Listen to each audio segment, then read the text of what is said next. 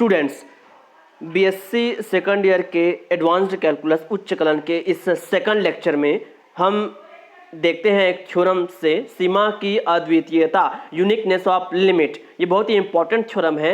ये क्या कहता है? ये कहता है कि यदि कोई अनुक्रम, कोई सीक्वेंस है हमारे पास n1 equal to 1 to infinity, इसकी जो सीमा होगी, लिमिट होगी, अगर वो अस्तित्व में हो, अगर लिमिट एग्जिस्ट करती हो, अगर लिमिट एग्जिस्ट नहीं करती तब की बात नहीं कर रहे हैं, लेकिन अगर किसी सीक्वेंस की लिमिट एग्जिस्ट करती हो, अस्तित्व में हो, तो वो जो लिमिट होगी वो अद्वितीय होगी, यूनिक होगी। दैट मीन्स किसी भी सीक्वेंस की लिमिट एक से ज्यादा नहीं होगी, one and only one. That means वो यूनिक होगी, अद्वितीय होगी। तो इसको हम प्रूफ करते हैं। प्रूफ करने के लिए हम मान लेते हैं कि कोई अनुक्रम है, suppose sequence n equal to 1 to infinity, उसकी एक से अधिक सीमाएं। हमको ये बताना है कि लिमिट अद्वितीय होती है, वन एंड ओनली वन, लेकिन हम उल्टा गलत मानकर चल रहे हैं कि उसकी एक से अधिक सीमा है।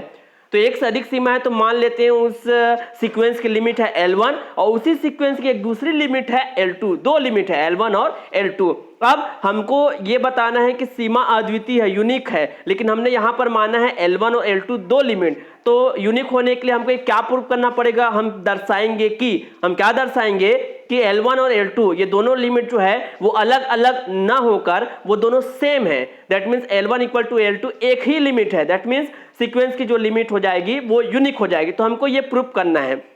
सिंस, ये सिंस का साइन है, चूंकि L1 और L2 दोनों ही अनुक्रम n की सीमा है, तो हमने सीमा की परिभाषा से, हमने पिछले लेक्चर में पढ़ा था लिमिट का जो डेफिनेशन, उसका डेफिनेशन के अनुसार क्या हो जाएगा कि मॉड n माइनस L1 के लिए अगर देखेंगे तो mod n minus L1 less than होगा किसी एप्सिलॉन बाई 2 से या किसी एप्सिलॉन से, फॉर ऑल n ग्रेटर और इक्वल टू n0। किसी फिक्स्ड इंटीजर n0 से इक्वल या ग्रेटर जितने भी नंबर n होंगे उन सब के लिए n माइनस L1 का मॉड लेस देन होगा एप्सिलॉन बाई 2 से।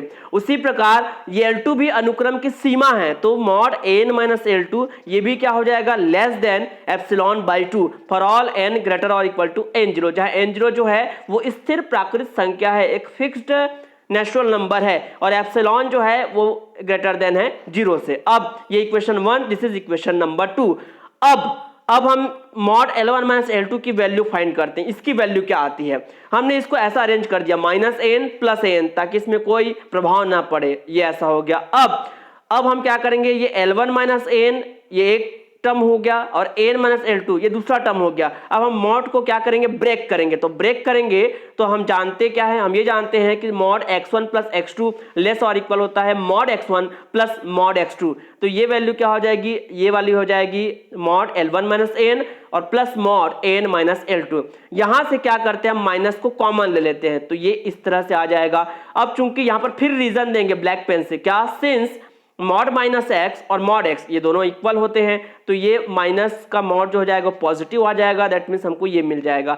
अब इक्वेशन नंबर 1 और 2 से, इक्वेशन 1 में इसकी वैल्यू क्या है? Less than epsilon by 2। यहाँ पर इक्वेशन 1 में ये जो वैल्यू है लेस देन एप्सिलॉन बाई 2, और इक्वेशन 2 से इसकी वैल्यू को, इन दोनों वैल्यू को हम यहाँ पर पुट कर दिए। ये दोनों वैल्यू क्या हो गई? एप्सिलॉन हो जाए। ये दोनों जुड़कर एप्सिलॉन हो जाए, इसलिए हमने वहां पर एप्सिलॉन बाई 2 और एप्सिलॉन बाई 2 लिया था। आप चाहे तो वहां पर एप्सिलॉन और एप्सिलॉन भी ले सकते थे। यहाँ पर एप्सिलॉन और एप्सिलॉन, तो यहाँ पर क्या हो जाएगा? एप्सिलॉन प्लस एप्सिलॉन, ये 2 एप्सिलॉन हो जाएगा। 2 एप्सिलॉन को क्या मान लेंगे? एप्सिलॉन डैश, एक नया एप्सिलॉन डैश मान लेंगे। वैसा भी कर सकते हैं। अब क्योंकि एप्सिलॉन जो है वो स्मॉल पॉजिटिव इंटीजर है, मतलब 0 के लगभग पास है, तो हम क्या कर रहे हैं? एप्सिलॉन टेंडिंग टू 0 कर रहे हैं। तो जब हम एप्सिलॉन टेंडिंग टू 0 करेंगे तो यहाँ पर पहले ऑलरेडी यहाँ लेस देन है, लेकिन अब टेंडिंग टू 0 करेंगे तो ये लेस देन क्या हो जाएगा? लेस इक्वल हो जाएगा, और यहाँ पर एप्सिलॉन की जगह आ जाएगा 0। तो ये क्या हो गया? किसी का मॉड जो है वो लेस देन और इक्वल टू 0 है। पर हम क्या जानते हैं? किसी भी संख्या का जो मॉड होता है या तो वो 0 होगा या तो क्या होगा? ग्रेटर देन होगा। यहाँ पर लेस और इक्वल टू 0 आया, यहाँ पर ग्रेटर और इक्वल टू 0 आया, तो इन दोनों को कंबाइन करने पर क्या लिख सकते हैं? Mod L1 minus L2 equal to 0। अब किसका मॉड 0 के इक्वल होता है? हम जानते हैं 0 का ही मॉड क्या होता है? 0 के इक्वल होता है। दैट मीन्स ये वैल्यू क्या हो जाएगी? 0, L1 minus L2 equal to 0, तो L1 इक्वल टू L2। तो यही हमको प्रूव करना था। हमने दो लिमिट माने थे, ये दो लिमिट अब अलग अलग ना होकर के आ गए, एक आ गए। मतलब अतः अनुक्रम की जो सीमा है, लिमिट है, वो क्या होती है, यूनिक होती है, अद्वितीय होती है। यही जो है हमको प्रूव करना था। अब एक देखते हैं कॉची अनुक्रम, कॉची सीक्वेंस का डेफिनेशन। कोई सीक्वेंस एन जो है उसको कॉची अनुक्रम कहते हैं। It is called Cauchy sequence यदि for all epsilon greater than 0 के लिए देयर एग्जिस्ट, मिलेगा क्या मिलेगा, एक n0 एक फिक्स्ड इंटीजर हमको कैपिटल N में मिलेगा इस प्रकार कि मॉड n माइनस m ये लेस देन होगा एप्सिलॉन से, जहां n और m क्या है, ये ग्रेटर और इक्वल है n0 से। मतलब एक ऐसा n0 हमको मिल जाए नेचुरल नंबर में कि उससे इक्वल या ग्रेटर देन जो भी n और m दो वैल्यू होंगे उनका जो मॉड होगा n माइनस m ये हमेशा क्या होगा, लेस देन एप्सिलॉन होगा। तब हम इसको क्या कहेंगे, कॉची सीक्वेंस कहेंगे। एग्जाम्पल के लिए एक सीक्वेंस हमने लिया है 1, 1/2, 1/3 and up to so on, ये कॉची अनुक्रम है। कैसे कॉची अनुक्रम है, हम ये वैल्यू निकाल कर देखते हैं। Mod n minus m, n क्या हो जाएगा, ये देखो इसका nवां टर्म, nth टर्म n क्या है 1/n, तो ये 1/n हुआ। am क्या हो जाएगा 1/m, इसको हमने सॉल्व किया, ये आया। अब चूंकि m भी क्या है पॉजिटिव, n भी पॉजिटिव और mn पॉजिटिव, तो हम इसको मॉड को, चूंकि ये पॉजिटिव है इसलिए हम यहाँ पर मॉड को हटा देते हैं और m minus n upon mn। अब ये n को हमने अलग कर दिया 1/n, तो m minus n by m। अब यहाँ से देखेंगे अगर ये माइनस n नहीं होता तो m/m क्या होता, 1 आता, लेकिन ऊपर क्या हो चुका है, m माइनस n हो चुका है। इसका मतलब m minus n upon m करेंगे तो ये 1 से छोटा हो जाएगा। दैट मीन इसके जगह हम क्या लिख सकते हैं, लेस देन, और क्या लिख दिए 1, और ये n जो है पहले से यहाँ पर है। अब यदि एप्सिलॉन ग्रेटर देन 0 के लिए हम n0 ऐसा लेना है तो n0 हम ऐसा लेते हैं ग्रेटर देन 1/एप्सिलॉन, हम ऐसा हमने चॉइस किया, तो ये 1/n0 क्या होगा, ये जो चिन्ह है साइन ये चेंज हो जाएगा, लेस देन हो जाएगा एप्सिलॉन से। अब देखते हैं कि अतः n ग्रेटर और इक्वल टू n0 के लिए और m को भी हमने ग्रेटर और इक्वल टू n0 अगर हम लेते हैं तो यहां से n माइनस m इसकी वैल्यू आई थी 1/n, n के जगह पर n0, और ये 1/n0 किससे लेस देन है, एप्सिलॉन से, तो ये किससे लेस देन हो जाएगा, लेस देन एप्सिलॉन हो जाएगा, जो कि दर्शाता है कि जो सीक्वेंस n है कॉची अनुक्रम है। मतलब ये जो सीक्वेंस है ये कॉची सीक्वेंस है। अब एक थ्योरम देखते हैं, ये भी बहुत इंपॉर्टेंट थ्योरम है। थ्योरम ये कहता है कि प्रत्येक वास्तविक अभिसारी अनुक्रम कॉची अनुक्रम होता है। Every convergent sequence of real number is a Cauchy sequence. मतलब कोई भी वास्तविक संख्याओं का कोई अगर अनुक्रम है और वो अभिसारी अनुक्रम है तो वो कॉची सीक्वेंस हो जाएगा, ये थ्योरम कहता है। तो मान लेते हैं एक वास्तविक संख्याओं का अनुक्रम सीक्वेंस an है जो कि क्या है, अभिसारी है, कन्वर्जेंट है। तो कन्वर्जेंट का डेफिनेशन हमने देखा था पहले लेक्चर में कि कोई सीक्वेंस कन्वर्जेंट कब होता है, जब उसकी लिमिट क्या आती है, फाइनाइट आ जाते हैं। तो मान लेते हैं limit n tending to infinity, n क्या है l, जहां l क्या है फाइनाइट कोई वैल्यूज है, ठीक है। अब l क्या है, इसकी लिमिट है, तो लिमिट यानी कि सीमा l की परिभाषा क्या कहती है, n का लिमिट l कब होगा, कब, जब for all epsilon greater than 0 के लिए देयर एग्जिस्ट, मिलेगा क्या मिलेगा, एक n0 बिलोंग करता है कैपिटल N में सच दैट, इस प्रकार कि n माइनस एल का जो मॉड होगा, मॉड n माइनस एल ये लेस देन हो जाएगा एप्सिलॉन बाई 2 से, और जो n होगा वो क्या होगा, इस n0 से हमेशा क्या होगा, ग्रेटर और इक्वल होगा। अब चूंकि n0 से ग्रेटर और इक्वल जो भी वैल्यू होगी उसके लिए कंडीशन सेटिस्फाइड होगी, तो अगर हम n0 से ग्रेटर और इक्वल m ले लेते हैं, m ग्रेटर और इक्वल n0, तो यहां पर n की जगह क्या पुट कर देंगे, m, तो ये हो जाएगा mod m minus L less than epsilon by 2 for all m greater और equal to n0। This is equation 1 and this is equation number 2। अब हम निकालते हैं, हमको क्या प्रूव करना है कि ये कॉची अनुक्रम होता है। कॉची अनुक्रम के लिए हमको क्या सिद्ध करना है कि mod n minus m less than epsilon. तो अब इसकी वैल्यू निकालते हैं। इसमें हमने क्या कर दिया, माइनस एल प्लस एल कर दिया। अब इसको हमने ब्रेक कर दिया, n माइनस एल ये मॉड n माइनस एल और l माइनस एम ये, अब यहाँ पर लेस और इक्वल टू लगा दिए। अब ये जो सेकंड टर्म है मॉड l माइनस एम, इसको माइनस कॉमन लेंगे तो मॉड और माइनस हो जाएगा प्लस हो जाएगा, तो क्या मिलेगा, m माइनस एल मिल जाएगा। अब इक्वेशन 1 में देखते हैं। इक्वेशन 1 में इसकी value less than epsilon by 2 है और इसकी वैल्यू भी लेस देन एप्सिलॉन बाई 2 है, तो 1 और 2 का यूज हम इसमें करेंगे। तो हमको क्या मिलेगा, ये less than epsilon by 2 plus epsilon by 2 and it will B epsilon. और एन और एम क्या है, ग्रेटर और इक्वल है एन जीरो से। तो हमने ये साबित कर दिया कि mod n minus m less than है एप्सिलॉन से for all n m greater और इक्वल टू एन जीरो। इसका मतलब जो सीक्वेंस एन है वो क्या हो जाएगा, कॉची अनुक्रम होगा, it will B Cauchy sequence proved. अब एक और थ्योरम देखते हैं। थ्योरम ये कहता है प्रमेय कि प्रत्येक कॉची अनुक्रम परिबद्ध होता है परंतु इसका विलोम सदैव सत्य नहीं है। दैट मीन्स कोई भी कॉची सीक्वेंस होगा, कॉची अनुक्रम होगा, वो बाउंडेड होगा, परिबद्ध होगा, लेकिन इसका विलोम सत्य नहीं है। मतलब अगर कोई सीक्वेंस जो है बाउंडेड है, परिबद्ध है, तो वो जरूरी नहीं है कि वो कॉची अनुक्रम होगा। ठीक है, इसका प्रूफ देखते हैं। तो सबसे पहले मान लेते हैं कोई सीक्वेंस एन है वो एक कॉची अनुक्रम है। तो कॉची अनुक्रम की परिभाषा क्या कहती है कि mod n minus m less than epsilon होगा फॉर ऑल एन एम जो है ग्रेटर इक्वल है किसी फिक्स्ड इंटीजर एन जीरो से, जहां एन जीरो बिलोंग करता है कैपिटल एन में, और एप्सिलॉन क्या है, वो पॉजिटिव है, एक स्मॉल पॉजिटिव इंटीजर है। तो एप्सिलॉन जो है आर्बिट्ररी है, तो हमने मान लेते हैं कि एप्सिलॉन इक्वल टू 1 ऐसा लेना है जो पॉजिटिव हो, तो हमने 1 ले लिया है। और m इक्वल टू हमने क्या ले लिया है, एन जीरो। यहाँ पर m क्या होना चाहिए, ग्रेटर और इक्वल एन जीरो होना चाहिए, तो हम m equal to n zero लेकर चलते हैं। तो यहाँ पर m की जगह क्या पुट कर दिया हमने, एन जीरो, और एप्सिलॉन की जगह पर हमने क्या पुट कर दिया, 1, और n क्या है, ग्रेटर और इक्वल है किससे, एन जीरो से, इसको भी हमने लिख दिया। अब जब किसी का मॉड कोई वैल्यू जो है लेस देन 1 होती है तो हम इसको क्या लिख सकते हैं, ये 1 को -1 और ये पूरी वैल्यू एज इट इज, और लेस देन क्या लिख सकते हैं, 1। अब आगे क्या करेंगे, इस वैल्यू को हमने दे दिया है इक्वेशन नंबर 1। यहां पर एन जीरो को सभी में ऐड कर देंगे तो ये आ जाएगा n zero minus 1 less than n zero plus 1। This is equation number 1। अब हम क्या करते हैं, माना स्मॉल m, ये जो a1 a2 a3 and up to so on, और an0 -1 ये वाली वैल्यू an0 -1, इन सब की मिनिमम वैल्यू को हमने स्मॉल m मान लिया है। उसी प्रकार a1 a2 a3 and up to so on an0 + 1, मतलब ये उस वाली वैल्यू, इन तमाम वैल्यू के मैक्सिमम को हमने क्या नाम दिया है, कैपिटल M नाम दिया है।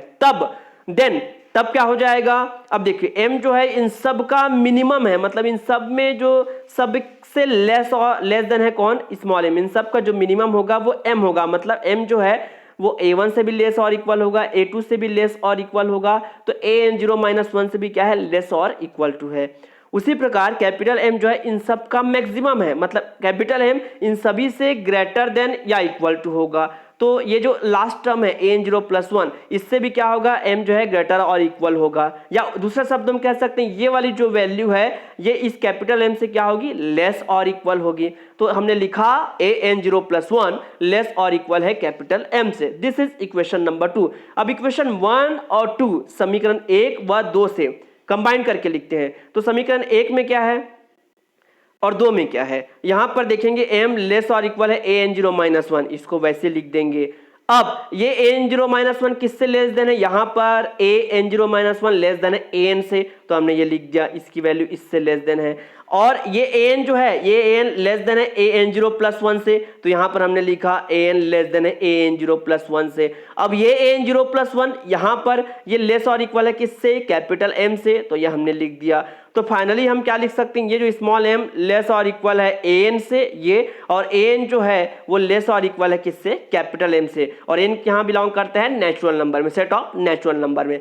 अब ये क्या दर्शाता है, ये किसका डेफिनेशन है, ये m लोअर बाउंड हो गया और कैपिटल M अपर बाउंड हो गया। तो मतलब जो n का जो सीक्वेंस है ये क्या हो गया, बाउंडेड हो गया, परिबद्ध हो गया। हमने सीक्वेंस n को कॉची सीक्वेंस माना था और क्या प्रूव कर दिया, बाउंडेड। मतलब every Cauchy sequence of real number is bounded. प्रत्येक वास्तविक अभिसारी अनुक्रम क्या होता है, प्रत्येक कॉची अनुक्रम क्या होता है, परिबद्ध होता है।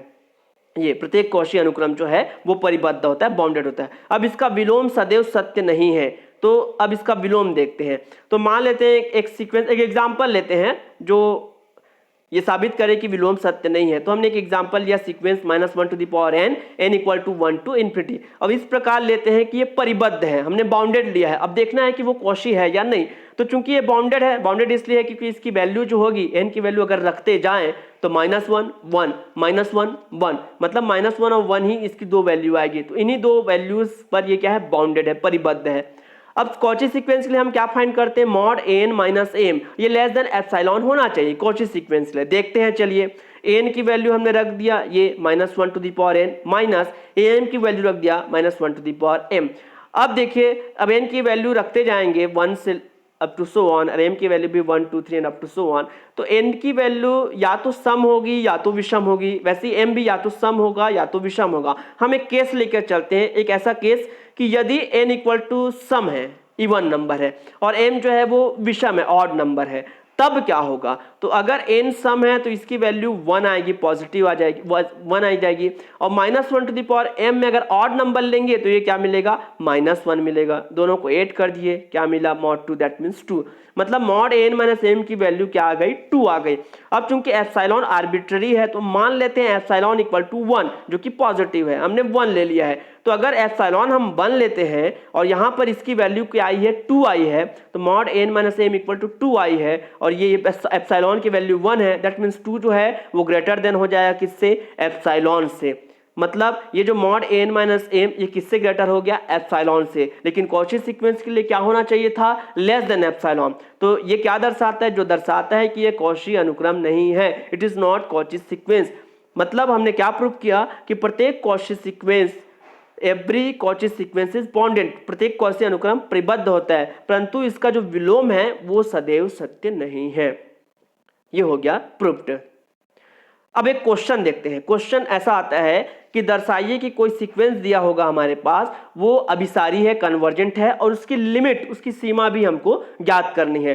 तो सबसे पहले हम लिखेंगे कि यहाँ nth टर्म क्या है, n क्या है, ये 1/3 square and 1/3 to the power n, ये nth टर्म है। अब इसको अगर हम गौर से देखें तो यह ज्योमेट्रिकल प्रोग्रेशन है, मतलब ये गुणोत्तर श्रेणी है। तो गुणोत्तर श्रेणी के लिए हम क्या जानते हैं, जो योगफल होता है a 1 minus r to the power n upon 1 minus r. यहाँ पर a क्या है, फर्स्ट टर्म है 1/3, और r क्या है, सार्वनुपात, कॉमन रेशियो, ये 1/3 का इसमें बार बार मल्टीप्लाई होता गया है। तो ये 1/3 to the power n upon 1 minus 1/3। इसको हम सॉल्व करते हैं, हमको ये वैल्यू मिल जाती है। अब दोनों साइड हम लिमिट अप्लाई करते हैं, लिमिट तो 1/2 है, ये 3 to the power infinity, that means 1/∞, that means 0। तो लिमिट इसकी क्या आ गई, 1/2। अब किसी सीक्वेंस की अगर लिमिट आती है 1/2 यानी कि फाइनाइट आती है, तो हम क्या जानते हैं, किसी सीक्वेंस की लिमिट अगर फाइनाइट है, परिमित है, तो वो सीक्वेंस अनुक्रम क्या होगा, अभिसारी होगा। तो ये जो सीक्वेंस है अभिसारी है, और इसकी सीमा क्या आ गई है, 1/2। This is answer. अब एक और क्वेश्चन देखते हैं। क्वेश्चन ये है कि दर्शाइए कि अनुक्रम ये जो है अभिसारी है, वह सीमा ज्ञात कीजिए। Show that this sequence is convergent and find its limit. तो यहाँ पर n क्या है, nth टर्म क्या है, n है 2 + 1/n। अब अगर अभिसारी प्रूव करना है मतलब उसकी लिमिट फाइनाइट आनी चाहिए। तो हमने n टेंडिंग टू इन्फिनिटी लिया, दोनों साइड ये 2 + 1/n टेंडिंग टू इन्फिनिटी करेंगे, 1/∞ इट इज 0। तो इसकी लिमिट क्या आ गई, 2, यानी कि फाइनाइट आ गई। तो जिस सीक्वेंस लिमिट फाइनाइट आती है, परिमित आती है, तो अनुक्रम हो जाता है अभिसारी, और इसकी सीमा क्या आ गई है, 2।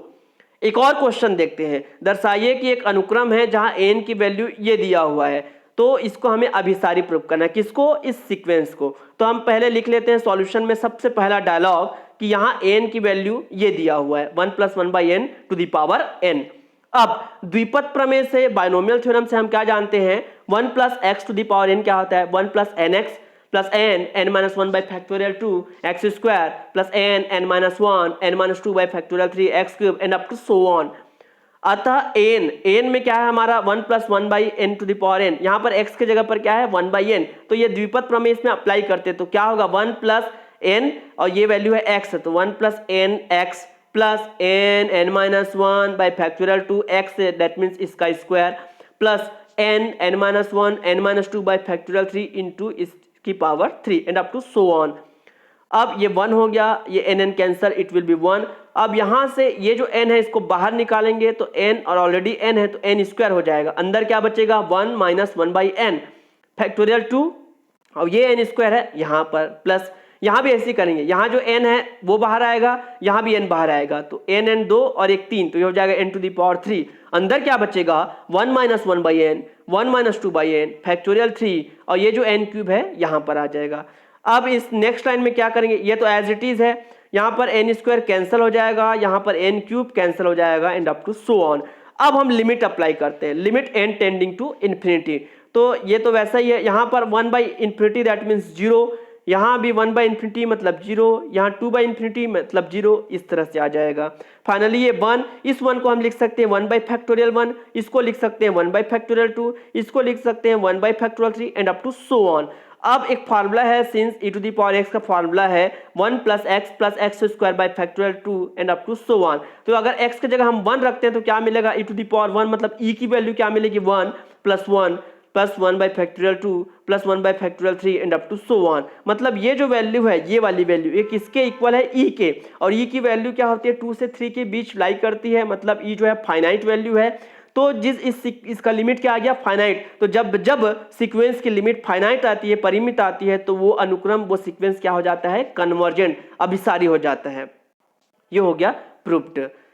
तो आज के लेक्चर में इतना ही, बाकी नेक्स्ट क्लास में देखेंगे।